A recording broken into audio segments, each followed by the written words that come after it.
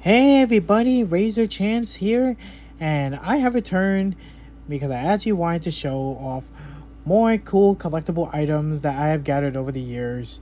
I definitely have a lot of things I would like to share, but I just want to start with this one right here.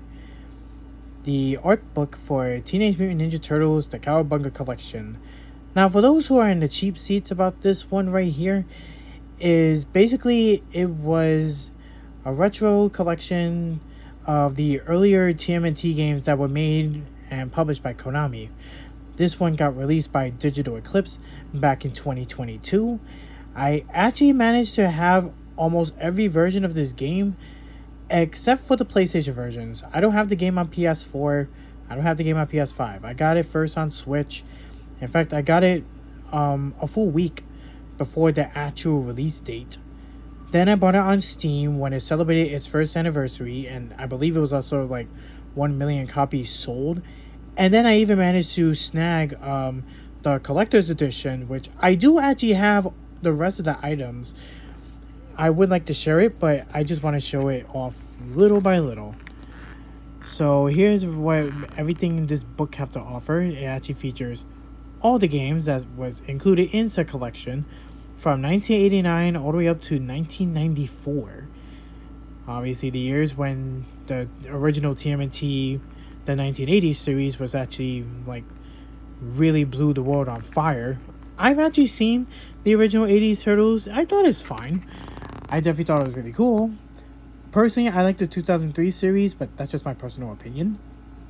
And what I really love about this booklet right here is that it shows off the fun facts about every game from like left to right, and even the most obscure, from sharing about the game's story, sharing fun facts about the game when it comes to how it came to be, and maybe even some fun Easter eggs that are hinted here and there, maybe their respective strengths and weaknesses, since of course we, along with arcade ports, we have home console ports.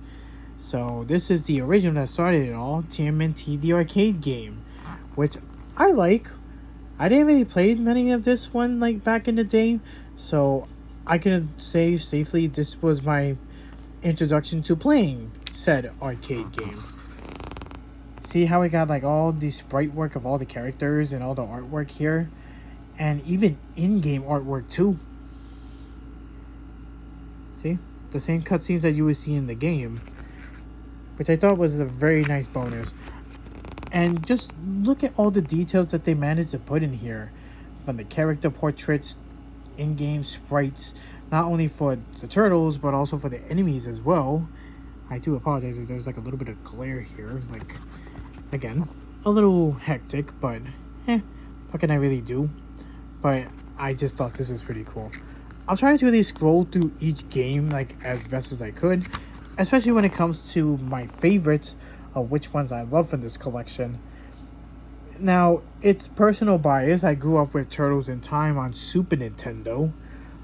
Definitely my favorite TMNT game of all time.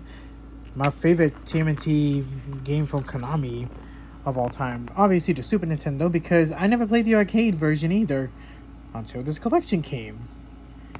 Which, I didn't even know that there was an arcade version of the game. I just thought for the longest it was just TMNT 4. Maybe the 3 was on NES.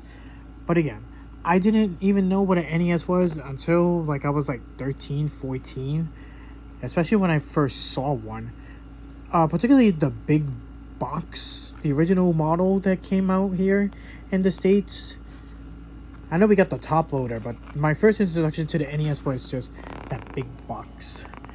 So here is Turtles in Time, the critically acclaimed and very beloved sequel that everyone loves, including myself. I enjoyed the arcade version of the game. I think the music is really top notch. Some of the voice lines are very cheesy. I mean, at least they got their respective voices. So, like Rob Paulson, Cam Clark, and I forgot who else because the names are just escaping me right now. See, look at that. I think this is just pretty cool.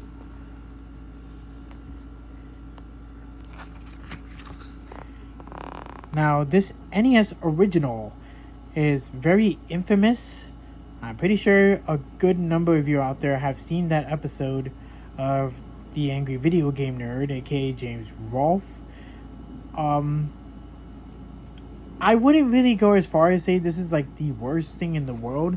This does have its cons. I do like the artwork here. The controls are very tight and very responsive, and much like with most Konami Ninja Turtle games, really have some good music. Now from here, it's like we actually have like Japanese box art too, which is a nice bonus. I think it's actually much more colorful here than what it was that we got in the North American covers. You know, during the years that we just get like either cheesy box art of movie actors, wink wink, and even just like pictures and all that stuff. See, look at this, like from pen and paper, and maybe even like from digital sprites, like when you're working on a computer, and then bringing it to life. See? I will agree with everyone else though. This game is incredibly hard.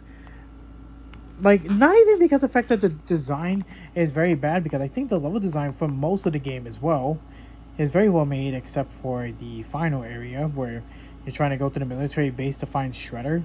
Like, that's easily the most BS part of the original TMNT game on NES.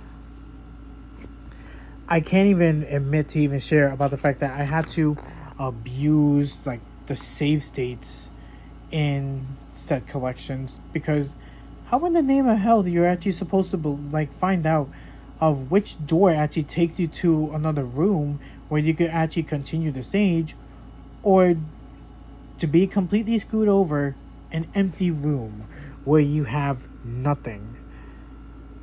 Like, that's just some of the worst stage design I've ever seen in any video game.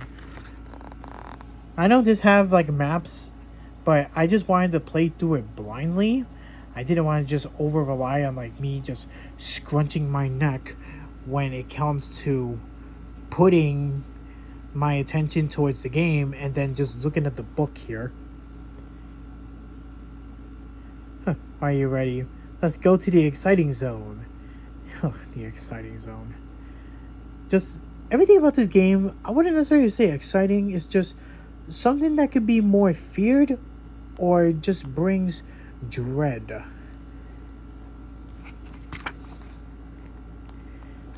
Like, this first TMNT game, I wouldn't really recommend to anybody.